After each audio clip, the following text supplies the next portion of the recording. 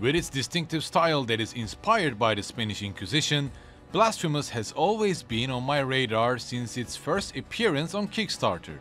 However, I was quite disappointed with its clunky platforming and combat mechanics back in the day, but charmed by its unique, appealing art design.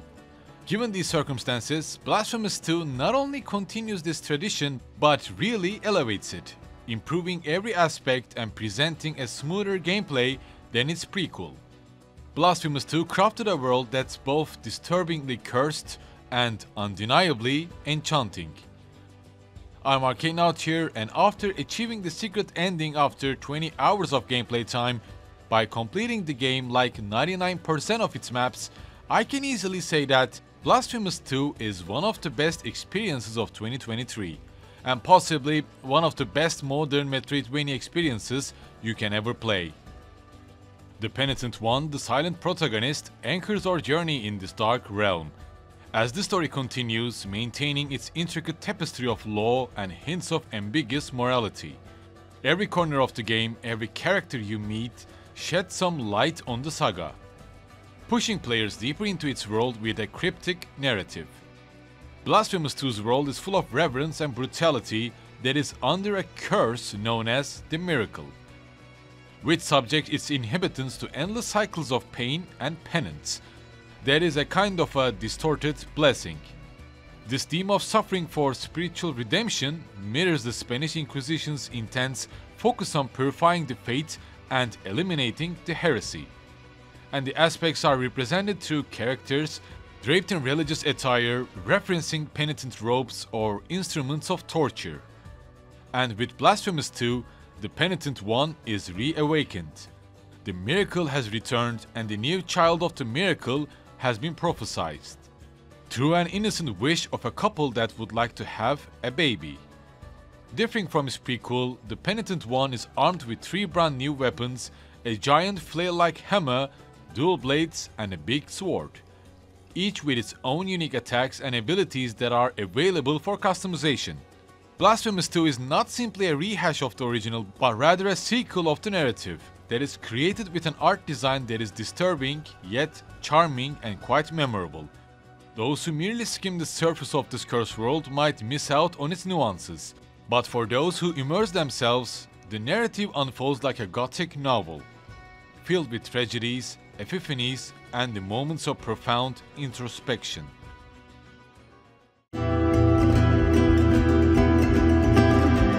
Blasphemous II builds upon its predecessor's strong foundation, enhancing fluidity in movement and combat, and this approach making the overall experience more enjoyable for me. There are no more clunky platforming and combat mechanics, so if you drop the first Blasphemous due to these aspects, do not be afraid to give this series another chance with the sequel. The combat dynamics feel familiar and refined, as mastering when to attack and when to dodge. And even parry mechanics feel quite satisfactory, all while using the new abilities the Penitent One acquires.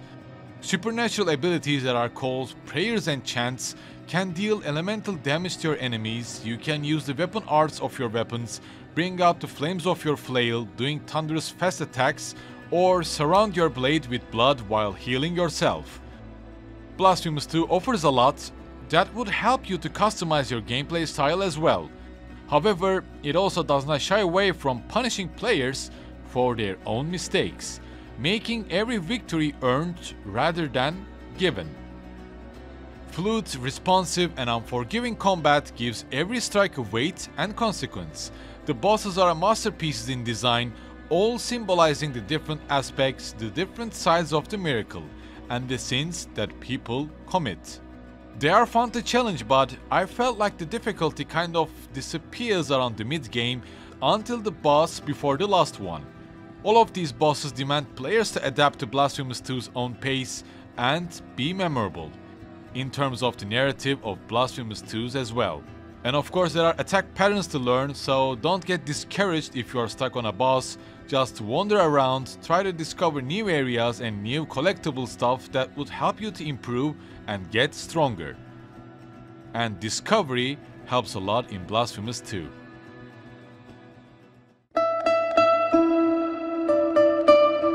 However, what I want to focus on mostly is disturbing yet charming world of Blasphemous II, its art design, soundtracks, and memorable world setting.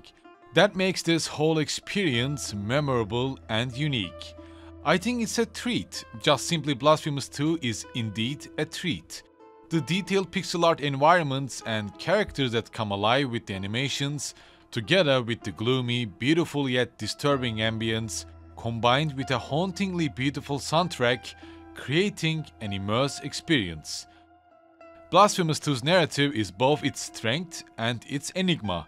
The narrative is spread and adorned in every map, in every beautifully crafted background.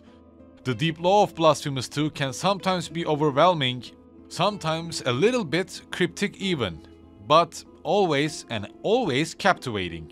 This captivating story with cursed ambience can feel a bit complex, making it difficult for players to grasp every nuance, yet for those who are willing to dive deep and connect the dots, the narrative payoff is immensely rewarding. You might find yourself lost in the myriad of tales, events and lore, from the gloomiest dungeons to the hauntingly beautiful landscapes that are rendered with painstaking details. In addition to that, complementing these visuals is soundtrack that carries melancholic tunes and heart-pounding compositions, further drawing players into this cursed world.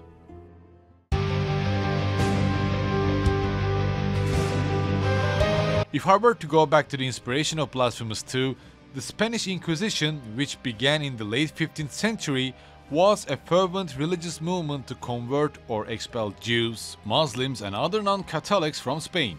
It was marked by intense persecution, trials and tragically executions. That also led to intense and evocative religious art that is named as the Spanish Baroque period. The art is characterized by dark, dramatic undertones, presenting religious figures with raw emotion, pain, and sometimes ecstasy, leading to the inspirations of the creation of the miracle entity of Blasphemous II.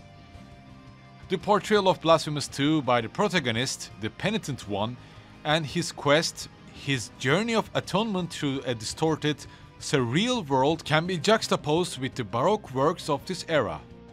And if I were to give an example, the dark and the somber tones of Francisco de Zurbarán's religious paintings can be seen mirrored in Blasphemous game design as well. Zurbarán's Saint Serapion piece, which depicts a martyr tied to a tree, his life visibly ebbing away, resonates with many scenes in the game where fate, sacrifice and death intervene. Just like Blasphemous' visceral and at times gory visual content. I believe this representation is not merely for shock value, but instead it echoes a trend in Gothic art where suffering in its all rawness was depicted to invoke strong emotional responses. While the original game was groundbreaking in its narrative depth and visual design, Blasphemous 2 expands this universe both in scale and complexity. The world of Custodia is not just larger but richer as well. Each location feels like an expansion on the thematic elements of the original, and the exploration feels fresh, each challenge feels handcrafted, and each narrative arc feels organically woven into the gameplay, with more intricate lore and interconnected stories. The penitent one's journey, once a personal quest for redemption, now unfolds against the backdrop of a world seeking its own salvation that is harmoniously intervened. While the first game was lauded for its challenging gameplay, Blasphemous 2 refines this challenge. As I mentioned before, the combat is more fluid, with the penitent one's movements and attacking feeling more responsive and smoother than before. There is a balance struck between retaining the essence of the original's difficulty and offering accessibility to newcomers, meaning that if you ever dropped Blasphemous or didn't enjoy the prequel, again, Blasphemous 2 with its improved aspects would definitely please you. As the first game was a foray into the themes of guilt, fate and redemption, Blasphemous 2 delves deeper, exploring the nuances of these themes, questioning the nature of fate. Challenging the concept of redemption with disturbing yet charming visuals and ambience. It is not just a game that one plays, it's a game that, in return, plays on the emotions and thoughts of its players. And Blasphemous II shows what games can achieve when artistry and ambition converge. And I think it's a great fusion of haunting visuals, evocative narratives, and masterful gameplay mechanics, making it not just one of the best games of this year, but also a definitive metroidvania experience. I know there are quite a lot of big titles released around this time like Armored Core 6, Starfield and Baldur's Gate 3, but Blasphemous 2 is something that you shouldn't sleep on. And as always, thank you for watching today's video. Be sure to give me a follow on Twitter, and I would be grateful if you could consider supporting me on YouTube or Patreon. As next, I might talk a bit about mecha games that you would enjoy if you played Armored Core 6, or focus on more fighting game related contents, like I would pick a character from Guilty Gear Strive and play 100 matches with it, sharing my impressions and experience with you guys. Just share your thoughts, share your opinions by the comments below, and I will see you soon. Stay tuned.